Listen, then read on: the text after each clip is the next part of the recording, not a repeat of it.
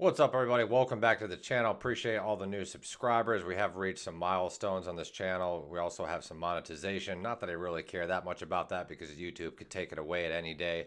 But I appreciate the members out there. Shout out to Candace and Dreama and everybody who's liked, commented, and all that good stuff. I know some of the last few videos have been kind of hit or miss, but we're still banging them out here, and I hope you guys will enjoy the story of Chris Barnes. This is not an official What Happened to Cannibal Corpse video. We will probably do that in the future, but I do think the legacy of Cannibal Corpse's vocalists, Chris Barnes and George Corpsgrinder Fisher, are interesting. We're not going to talk too much about George Corpsgrinder. Now my cat's scratching at the desk. Come on, Pete. Cut it out.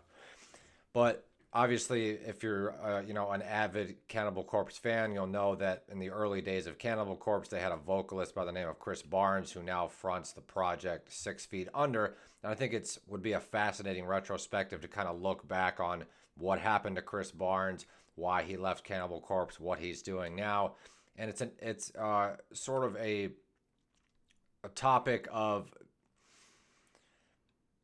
complication among Cannibal Corpse fans because, like any band that breaks off with an original vocalist or an original guitar player, you're always going to have those fans that are going to stick by the original lineup, the original vocalist, and pretend like the new version of Cannibal Corpse doesn't exist.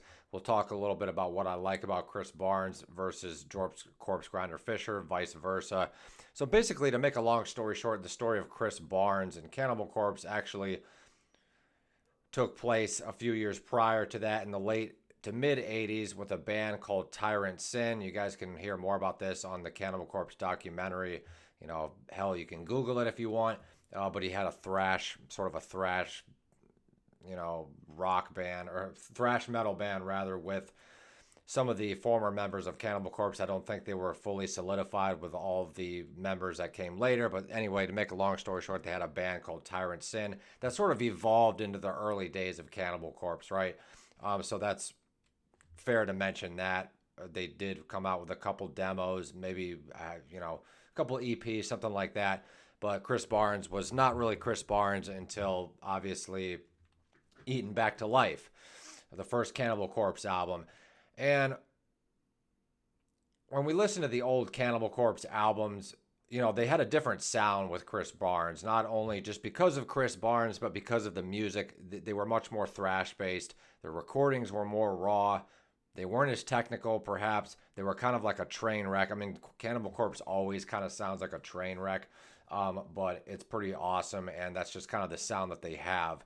Now they're a little more technical. Paul Mazurkiewicz, the drummer, plays to a click track. They record with Eric Rutan, so we know Eric Rutan's not going to be putting out any, less than excellent death metal albums. But having said that, there is something aesthetically interesting, not only musically, but lyrically, about the old Cannibal Corpse albums. They just had a different sound. It was more raw. It was more thrashy. And I would dare to say that maybe it was more authentic, if that's a thing. It wasn't quite as perfected, I guess you could say, as the George Corpsgrinder Fisher era. And as we get into the the early period of the 90s, 1992, 93, Chris Barnes, as far back as 1993, actually did start 6 Feet Under.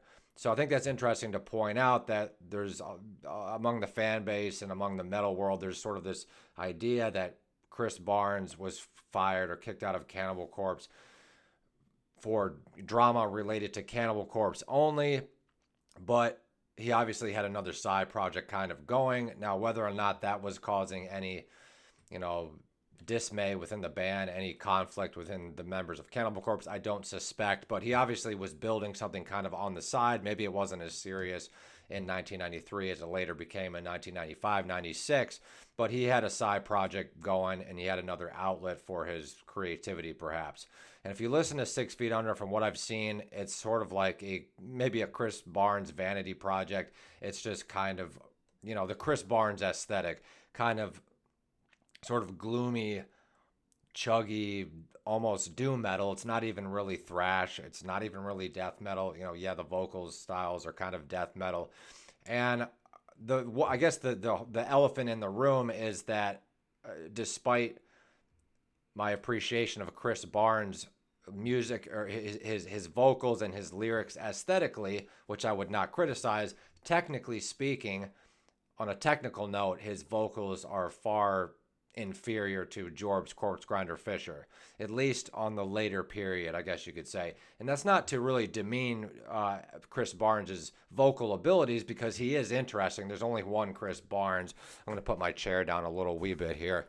But there's only one Chris Barnes. But having said that, I would imagine that his Cannibal Corpse continued, despite the personal and maybe lyrical issues that we'll get into here with Cannibal Corpse versus Chris Barnes. I can't really imagine Chris Barnes carrying Cannibal Corpse into those later albums, like Gallery of Suicide and the Kill album, and even the Wretched Spawn album. I just don't see, Cannibal Corpse. I don't see Chris Barnes having the stamina, frankly, to really keep up with the direction that Cannibal Corpse was going. And if he did continue with the band, it probably wouldn't have been as technically superior as the material that we later see with George Corpsgrinder Fisher. But as far as Eaten Back to Life goes, Butchered at Birth, Tomb of the Mutilated, The Bleeding, and then the would-be follow-up known as Vile, but actually that's the official title that was released with George Corpsgrinder Fisher. That's a tongue twister, George Corpsgrinder Fisher. But the would-be title, the would-be Chris Barnes version of that, was to be titled, what was it called? I'm drawing a blank here. It was called what was it called? Created to Kill. I almost got it mixed up with the Dave McGowan book, Program to Kill. But yeah, the version of Vile that has Chris Barnes on it, you can actually listen to it on YouTube, was created to be called Created to Kill, originally created as a Chris Barnes Cannibal Corpse album. But during that session with Cannibal Corpse, they talk about this on the DVDs and some of the interviews. Some tensions were brooding with Chris Barnes. They had been brooding for some time, but technically speaking, Chris Barnes' vocals started to become kind of a nuisance in the recording studio. Alex Webster, Paul Mazurkiewicz, the other guys in Cannibal Corpse, they were just not happy with what Chris Barnes was producing in the studio for Created to Kill, which later became the Vile album, obviously, with Corpsgrinder Fisher. But having said that, if you actually listen to the rough demos of Created to Kill, what would have been Vile with Cannibal Corpse, I really wish they had stuck this album out with Chris, because it does sound really awesome. It sounds crazy. It sounds really scary. And it sounds like it would have been another really interesting part of the Chris Barnes and Cannibal Corpse collaboration legacy that we never got to see. But it wasn't meant to be. We ended up getting the Vile album with Corpsgrinder Fisher, which is probably one of my favorite Cannibal Corpse albums, at least with George Corpsgrinder Fisher. And there was something about that era, the Vile era, when Corpsgrinder joined, that still kind of retained that early sort of, Butchered at Birth or Bleeding sort of rawness to it, the shocking raw quality of the music, the train wreck quality, but it was a little bit tighter because of not only the band members, Alex Webster and Rob Barrett and the other musicians that were in it, but because of George Corpsgrinder's very strong vocal abilities, the album was better for it. But having said that, the Created to Kill, the version of Vile with Chris Barnes, is definitely worth listening to. Now, during this time, obviously, we discussed the technical sort of disagreements. They weren't liking what Chris Barnes was coming up with. Also, the other members of the band, a.k.a. Paul Mazurkiewicz, perhaps Alex Webster, perhaps Rob Barrett, perhaps I'm forgetting the other guitar player, maybe Bob Rousay. I think Bob Rousay might have been out by this time. But some of the other band members of Cannibal Corpse wanted to start contributing lyrics, right? So that did cause sort of a bone of contention. There was a little bit of creative turmoil because I think the members of Cannibal Corpse were sort of maybe getting jealous / creatively stifled by Chris Barnes writing the lyrics only. And that's kind of what I really liked about Cannibal Corpse in the later period, was that they all sort of contributed lyrics, or that it was interesting that George Corpsgrinder actually doesn't write any lyrics. most of the lyrics are written by the band members. And I think there's something to be said about a band where the actual musicians, the ones actually writing the riffs and the music, write the lyrics, because they're the ones that sort of have the blueprint. Sometimes the lyrics come first, right? But with guitar players, and bass players in particular, they're the ones constructing the actual bones and marrow of the song. So why shouldn't they write the lyrics, right? I've always sort of been, not that there's anything wrong with lyricists, somebody being a lyricist or a frontman and writing the lyrics exclusively. It's just that they get too much of an ego trip from it, and they start thinking that their lyrics and their vocals are more important than the band, than the people actually writing the structure for the song. Because if you're a singer and a lyricist, I appreciate what you do, but you're not really the one playing an instrument to give that a vehicle. You have to have the drums and the bass and the guitar in order to really have the lyrics make any sense whatsoever. If we're sort of if it's the other way around, you don't need, you could still get up on stage and play an instrumental without lyrics, but you can't really get up on stage and have lyrics and vocals without music unless you're just doing some avant-garde open mic a cappella type stuff, which most people aren't into. So I think you guys get where I'm coming from. But having said that, if you listen to the old Cannibal Corpse albums, starting roughly from Tomb of the Mutilated, going right into the Bleeding, you'll notice that Chris Barnes was definitely going down sort of a macabre, sort of violent, and dare we say misogynistic direction with his lyrics. And I use that term lightly. I'm not trying to sound like a radical Marxist or anything like that. But he was going in this sort of direction, sort of writing songs about the perspective of serial, murderers and rapists. And I do believe that, not due to any of the controversy that the band was getting because of that, getting banned here, getting banned there, getting Tipper Gore on their tail, I don't think that had anything to do with them wanting to change the lyrical direction or get Chris Barnes to change his lyrics. I think just something about maybe the fans that Cannibal Corpse was attracting, or maybe something transpired. Maybe there's something a little bit darker about Chris Barnes that was related to that we don't really know. Why he was inspired to write lyrics about, killing and raping people. Who knows? But I think Cannibal Corpse wanted to sort of do something different. They'd already done 2 or 3 albums, about, performing cunnilingus on a corpse. How many albums can you do that with? And actually, if you look at the cover of the Vile album, it's actually the first album, if I can get it in the shot here, it's actually the first album featuring sort of a man being sort of, tortured and mutilated and stuff like that. And Alex Webster's kind of talked about that. It's definitely a dude here, and you can see his, privates in the foreground here. So it's just, you can definitely see where Cannibal Corpse was trying to go a different direction. They were kind of growing tired of Chris Barnes' misogynistic direction. That's kind of what is implied in the Cannibal Corpse retrospective that came out roughly around 2011, I think it was, 2010. That's an excellent documentary. I forgot what it was called. I think it's called Cannibal Corpse, The History of Cannibal. I don't remember what it's called. You guys can look it up. It's hard to find the DVD now, but it is on I think it's called A Decade of Something or Another. I don't know. We'll find it at the end of this. But having said that, we had sort of the creative differences, the technical differences of Chris Barnes' vocals not really gelling with the new Cannibal Corpse material. And on top of that, we had the sort of lyrical direction that Chris Barnes was going that was sort of becoming a nuisance with, for the other band members in Cannibal Corpse. And by the time we get to the Bleeding album, perhaps, maybe 1994, I think that was, we can definitely see, Chris Barnes starts to do these really weird lyrics. He starts going like, it's just these really kind of cringy. I mean, it actually kind of works, but it's kind of cringy. We don't have the power of George Corpsgrinder's vocals. I'm not going to even attempt to do that in the microphone because somebody will probably call the police. That's more like what George Corpsgrinder Fisher's vocals sound like versus the,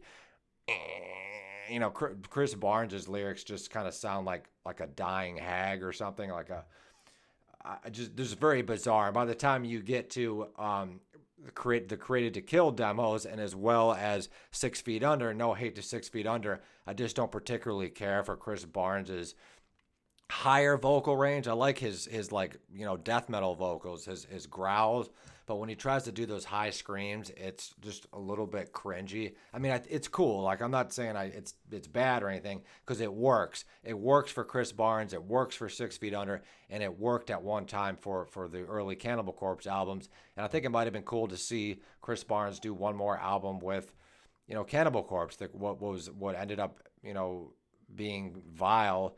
It was originally going to be called Created to Kill. Would have been really fascinating to see what Chris Barnes would have brought to the table. So, Chris Barnes being fired from Cannibal Corpse, they basically called him up and they said, we got a new vocalist. And this was after a period, I forgot what had happened. They had sort of taken a break from the Created to Kill sessions, aka Vile sessions. And I think things were kind of on ice for maybe a couple of months. This is kind of what's alleged in the documentary. And I think Chris Barnes kind of saw it coming. He was kind of excited to start working on 6 Feet Under. And he was just kind of like, all right, dude, whatever. They didn't have like a really bad band breakup like you hear. It wasn't like, Phil Anselmo and the Abbott brothers or anything like that. Like, I hope he gets beaten severely or something like that. They didn't have any kind of toxic drama. I think Chris Barnes saw it coming. I think the band members in Cannibal Corpse saw it coming, and they all really got a fresh start with, the Vile album, and they sort of just went their separate ways, and they never really collaborated again. But they've collaborated on DVDs, like Chris Barnes came on the Cannibal Corpse retrospective to sort of give his piece. And, so we've talked about sort of the conflict from Cannibal Corpse's perspective, the vocal problems, the lyrical problems, maybe some personal attitude problems. But from Chris Barnes' perspective, he did not want to. We kind of failed to mention this earlier before I interrupted myself, but Chris Barnes did not want to collaborate lyrically with pretty much anybody. He said that I'm the singer, I'm the lyricist.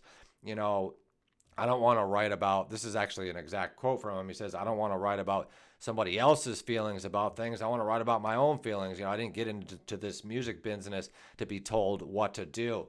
And I think that's a really great place to kind of leave it off.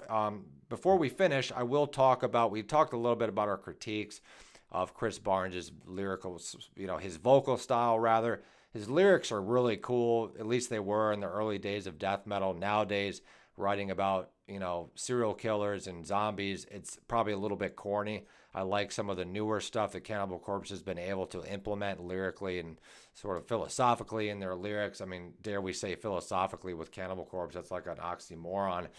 But, having said that, I think the scary, creepy serial killer aesthetic and his weird voice did work with Cannibal Corpse at one time. Having said that, I don't think I would have gotten heavily as into Cannibal Corpse if it wasn't for the George Corpsgrinder Fisher era, because George is just such a phenomenal vocalist. Having said that, it's like my friend Tom Fowler used to say, I think Chris Barnes is a much better performer perhaps, and Corpsgrinder Fisher is by far a superior vocalist. But obviously Corpsgrinder is a great performer too, but there's something about Chris Barnes that, it just really works. It's really creepy. It's really scary. And it worked really well in Cannibal Corpse. I don't think it's working quite as well in 6 Feet Under. But let me know your thoughts in the comment section, guys and gals. Please give this video a like, share it on your community post. I would appreciate it. And leave your favorite title of your favorite Cannibal Corpse album. And let me know who your favorite vocalist was in Cannibal Corpse. And we'll talk to y'all next time.